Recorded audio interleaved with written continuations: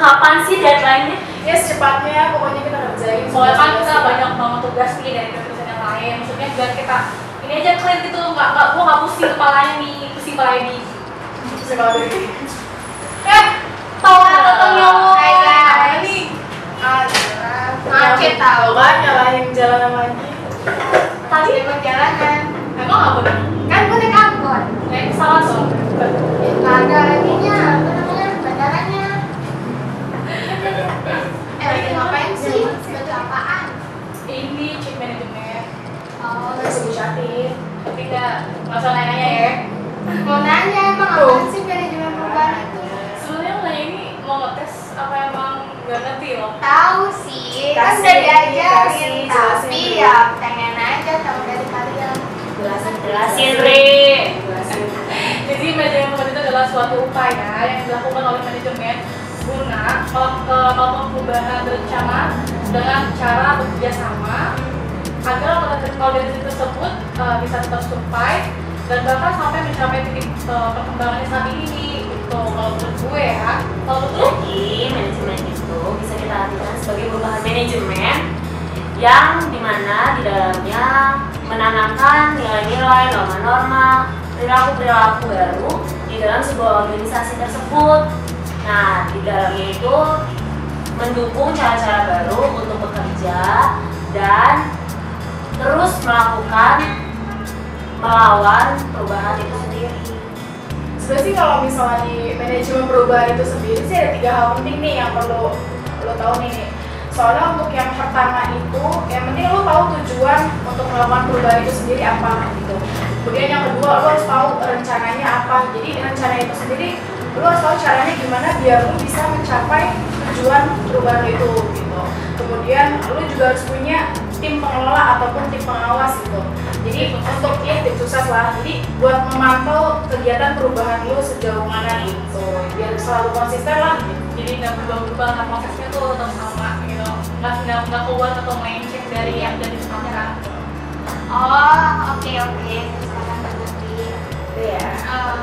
Tapi kan kalau perubahan itu kan baik ya, apalagi untuk menjadikan suatu hal yang menjadi lebih baik lagi. Padahal mereka belum tentu tahu bagaimana hasilnya dari perubahan itu memiliki nilai yang bermanfaat begitu besar untuk mereka. Tapi kadang ada juga yang takut dan juga kadang ada juga yang menolak gitu.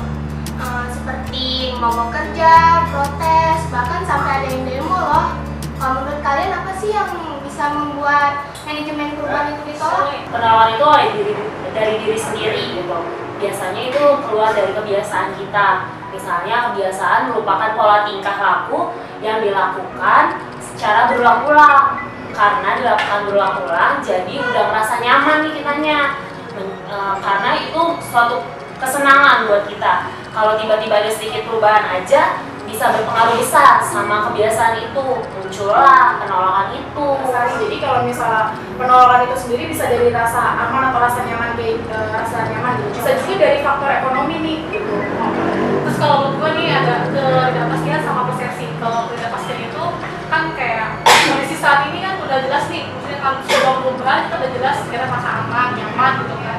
Terus yang terakhir persepsi kita gimana? Jadi kalau orang persepsinya udah buruk atau jelek gitu, maksudnya ya nah nanti nih kalau ada perubahan atau ada perubahan rencana dari organisasi atau dari perusahaan yang menurut kita itu nggak baik gitu, maksudnya nggak bagus banget nih buat gue gitu, kan pasti kita nolak dong secara nggak langsung kan. Nah sebelum lu nanya nih apa taktik untuk mengatasi penolakan itu, dan ada cara mengatasi taktik dalam penolakan perubahan itu ya. Yang pertama itu pendidikan sama komunikasi.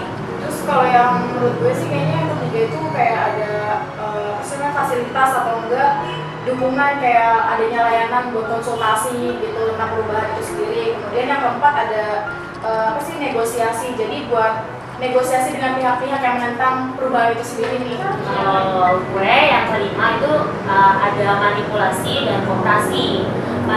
Manipulasi menonjolkan fakta agar lebih menarik, sedangkan kooperasi dilakukan dengan cara memberikan dukungan kepada pimpinan penentang perubahan. Jadi yang terakhir itu paksaan kayaknya gitu nih. Jadi kalau cara sebelumnya tidak berhasil beri ancaman atau menjatuhkan hukuman bagi siapa saja yang menentang perubahan itu. Udah ada belum sih yang melakukan manajemen perubahan itu?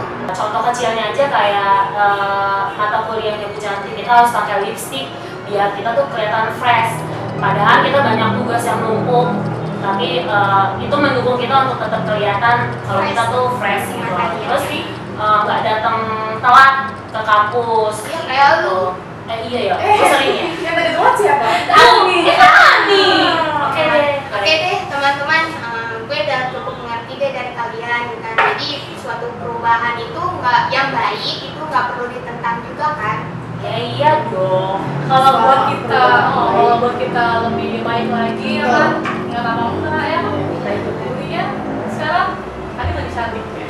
Yaudah yuk, kita mending kerjain tugas Bu Cantik. Oke, yuk. Selfie dulu. Oh my god.